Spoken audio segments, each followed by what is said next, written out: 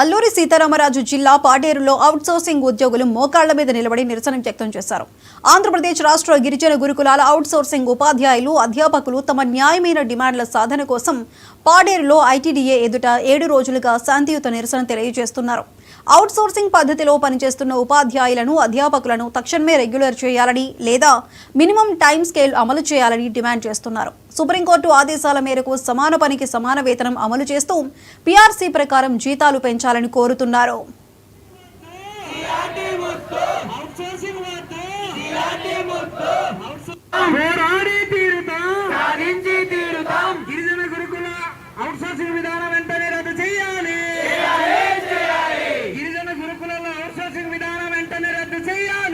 పనికి సమాన వేతనం చెల్లించాలి.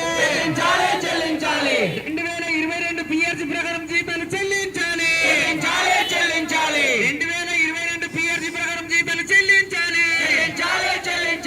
2020 పోరాడి తీరుతాం, సాధించి తీరుతాం, పోరాడి తీరుతాం, సాధించి తీరుతాం, పోరాడి తీరుతాం, సాధించి తీరుతాం. గత 12 సంవత్సరాల నుంచి గిరిజన గురుకులని నమ్మి శ్రమని దోపిడిగా చేసుకున్నా కూడా పనిచేస్తా ఉన్నాను.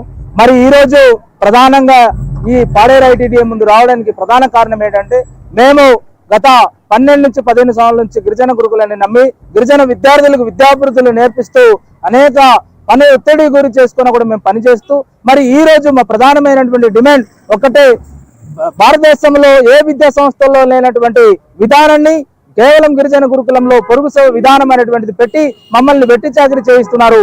ఈ విధానాన్ని వెంటనే రద్దు చేసి ఏదైతే బీసీ వెల్ఫేర్లు కానీ, సోషల్ వెల్ఫేర్లు కానీ, ఆశ్రమ పాఠశాలలో కానీ, కేజీబీసీలో కానీ ఉన్నటువంటి కాంట్రాక్ట్ రెసిడెంట్ టీచర్ విధానాన్ని మాకు కూడా అమలు చేసి 2022 పీఆర్సీ ప్రకారం తక్షణమే జీతభత్యాలు చెల్లించాలని చెప్పి మేము ప్రధానంగా డిమాండ్ చేస్తున్నాం.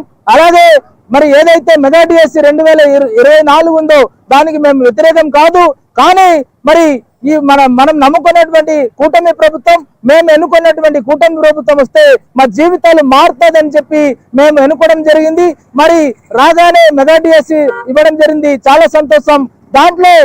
దాంట్లో మా పోస్టులు కూడా 1143 పోస్టులు కలిపేస్తున్నారు.